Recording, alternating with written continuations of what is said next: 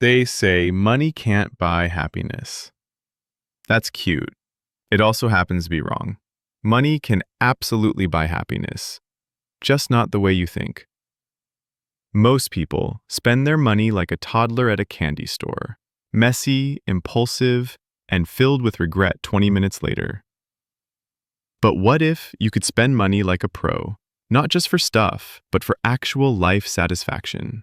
Not dopamine, not flexing, but joy, freedom, and purpose. In the next 12 minutes, I'm going to show you how to make your money work for your happiness. Because if you're going to trade your life for dollars, you might as well make those dollars count. Chapter 1. The Truth About Money and Happiness. Let's start with the science.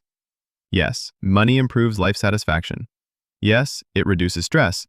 And yes, your emotional well-being does increase. Until about $75,000 per year, adjusted for inflation and location. After that, the curve flattens. You still feel good, just not exponentially better. Think of money like coffee. The first cup gets you from zombie to human. The 10th cup just gives you anxiety and a bathroom problem. More money matters most when you have less. If you're drowning in bills, every extra dollar is oxygen. But once your needs are met, the game changes. It's no longer about how much you have. It's about how you use it. Chapter 2. Why money actually feels good. So why does money feel good in the first place? Not because of the paper. Not even because of the buying power. It's because money gives you control. Control over your schedule, your choices, your future. That's the real flex. When you have control, you reduce stress. You're not constantly stuck in survival mode.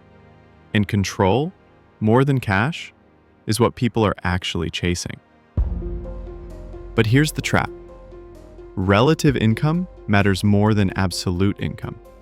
Translation? It's not just about what you make. It's about how you compare.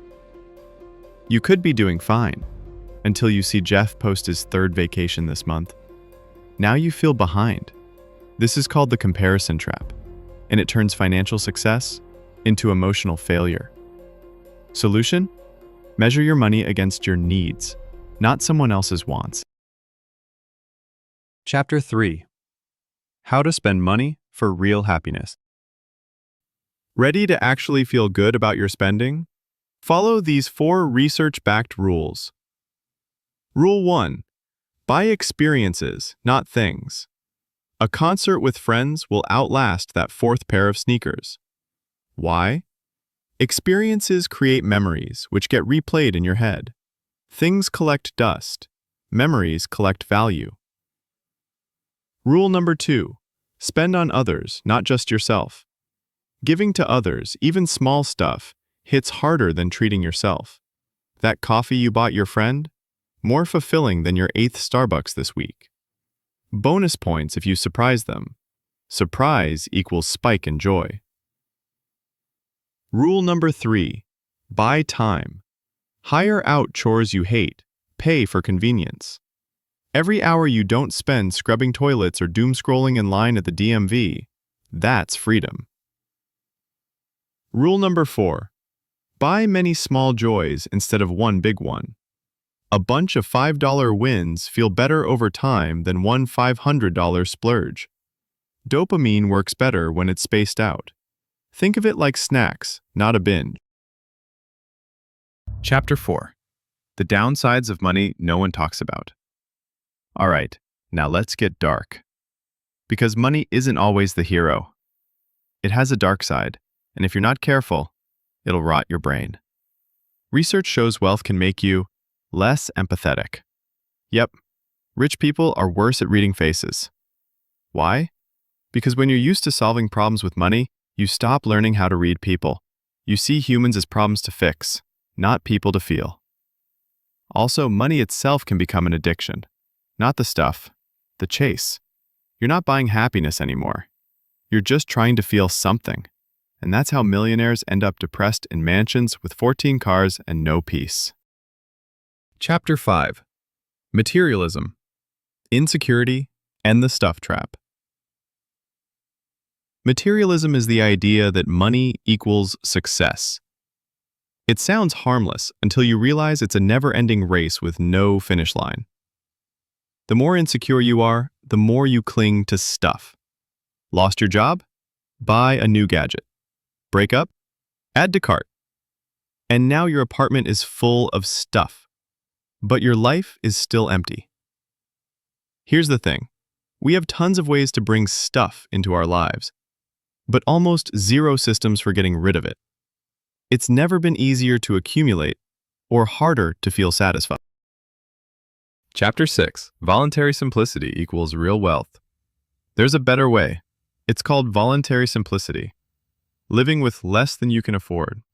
Not because you have to, but because you want to. You can spend like a monk and still live like a king. Spend on time off. Spend on nourishing food. Spend on therapy, massages, books, nature. That's rich living. Meanwhile, flexing for strangers online, that's poverty with filters. Let go of the idea that more equals better. Better equals better. Chapter 7. The Desire Loop. Here's the hardest truth. Wanting things you don't have creates stress. So you either 1, get the thing, or 2, drop the desire. The problem? If you choose option 1, get the thing, you just grow new desires. It never ends. It's like trying to fill a bucket with a hole in the bottom. The real win is rewiring your desires. Ask yourself, do I really want this, or do I just want to feel better? Then chase what actually works. Connection, health, purpose, not whatever's trending in your Amazon cart. Chapter 8. Conclusion. Make it count. So yes, money can buy happiness. But not through cars, clothes, or status. It buys happiness through freedom, connection, and choice. Spend it wisely. Invest in people. Trade dollars for memories. And remember, your money isn't just a number in your bank account. It's your life, translated into currency. So make it count. If this hit, drop a like. Send it to your friend who just impulse bought a 75-inch TV. And tell me in the comments, what's something you regret spending money on?